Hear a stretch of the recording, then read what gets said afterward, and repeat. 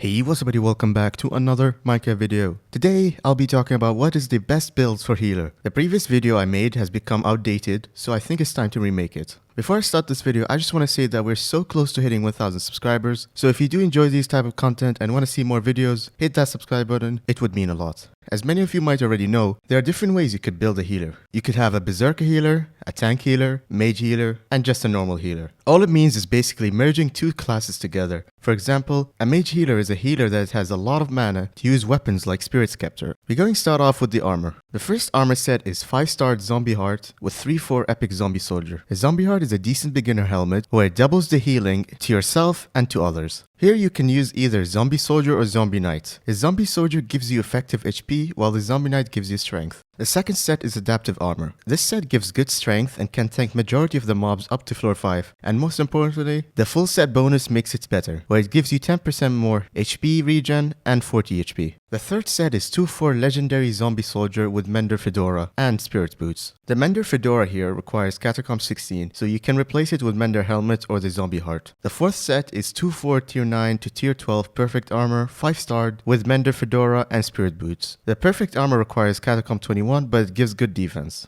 The fifth set is 2/4 Necrolord Armor with Mender Fedora and one of the following chestplates: Zombie Soldier, Super Heavy, Tier 9 to Tier 12 Perfect chestplate. All three of those chestplates are really similar in terms of effective HP. The only way you'd notice the difference is if you upgrade the Perfect chestplate to Tier 10. Even then, it's not worth it for how expensive it is to 5-star it. The sixth set is 3/4 Shadow Assassin Armor with Mender Fedora. Shadow Assassin is a Berserker armor, but if you've watched my Berserker guide, you know that it gives good effective HP with damage. You can use one of the three chestplates I just mentioned if the Shadow Assassin chestplate is too expensive for you. The final set is the 3/4 Necrolord Armor with Mender Fedora. This set is extremely good for effective HP, even better than Shadow Assassin. In conclusion, the 5-star Zombie Heart with 3/4 Epic Zombie Soldier Armor is good starter set but won't be effective past floor 3. The Adaptive Armor used to be considered good, but other armor sets outshine it by a lot. Past floor 4 or 5, it becomes useless. The 2/4 Legendary Zombie Soldier Armor with Mender Fedora and Spirit Boots is a really good set for effective HP. Decent mid-game armor that can let you be able to do floor 5, but you will struggle in floor 6. The 2/4 5-star Tier 9 to 12 Perfect Armor with Mender Fedora and Spirit Boots is pretty much the same as the 2/4 Zombie Soldier, just a more expensive set for a slight difference. If you're trying to go for a mid-game armor, go for the 2/4 Zombie Soldier, but that's up to you.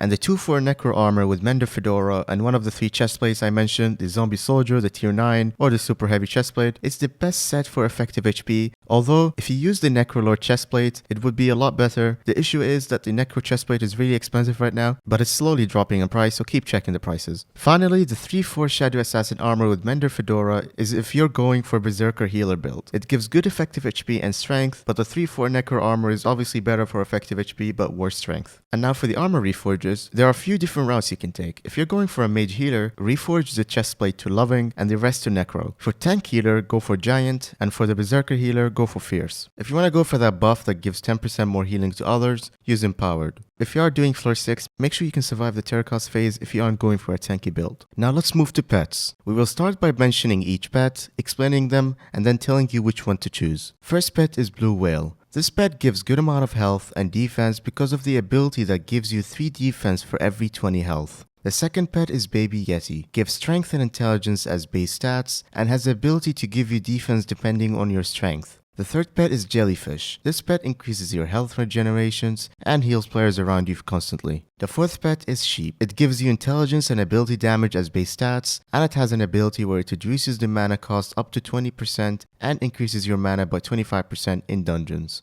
And finally, we have the Ghoul. This pet gives you intelligence and health as base stats, increases your healing by 25%, and buffs your zombie sword. In conclusion, the sheep pet, you probably guessed it, is not a healing pet, but if you have enough effective HP and you are building a mage healer setup, you can use this pet. And if you're going for a healing pet, you could either use the Ghoul or Jellyfish. Both increase your healing, but Jellyfish is better because not only does it buff your healing, it also buffs the healing to others. If you feel like your effective HP is good enough to tank pretty much anything, then you can stick with Jellyfish to be more of a team player. Otherwise, you could use the Baby Yeti or Blue Whale. The Blue Whale is a really good pet for effective HP because of the ability to give you 3 defense for every 20 health. Since in dungeons, you have a lot of HP, you will get a lot of defense. The Baby Yeti on the other hand is also a really good pet for effective HP, but it gives you defense depending on your strength.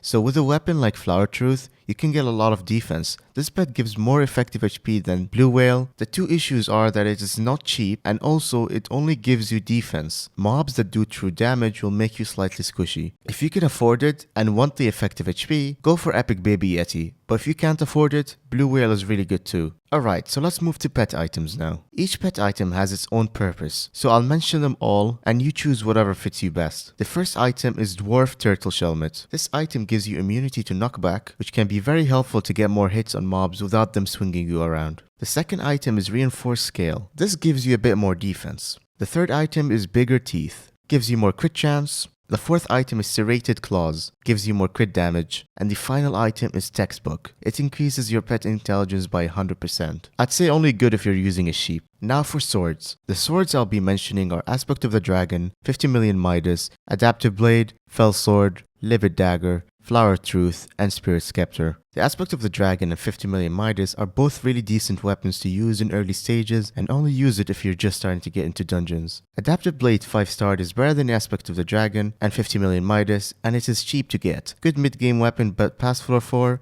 I wouldn't recommend it. The Fell Sword is okay damage dealing wise, but it's very useful for healers because of the bonus that increases the healing from the healing circle by 10% and reduces the wish cooldown by 10 seconds. It's really cheap too. Livid Dagger's 100% crit chance and 100% attack speed makes the sword really good. This way, you won't need to have crit chance or attack speed reforges in your Talisman, meaning you can get more strength or crit damage. On top of that, it has the ability to deal 100% more damage if you hit them from behind. Overall, amazing weapon, and I recommend it.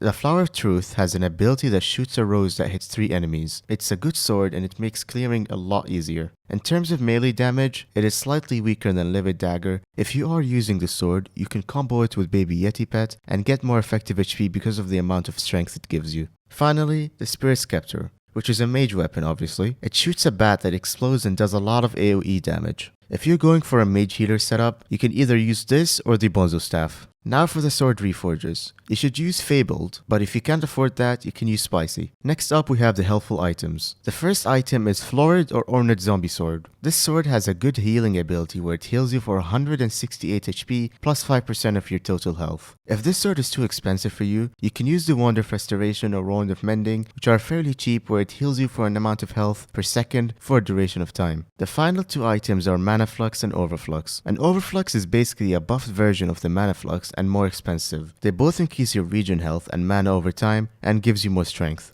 And finally, we have the Talisman reforges. Usually, healers do not reforge their Talisman for more HP because it isn't important. But if you want more HP, put some or all to shiny. And if you want to go for a normal damage reforge, reforge the common to rare to shaded, the epic to strong or shaded, and legendary to strong. And if you want to go for more mana for your mage healer build, reforge to bizarre. And that's it. If you have any questions or have any suggestions, leave them in the comment section below or even in my Discord server. I'll put a link in the description. Anyways, I hope you guys enjoyed this video and I'll see you guys next time. Bye.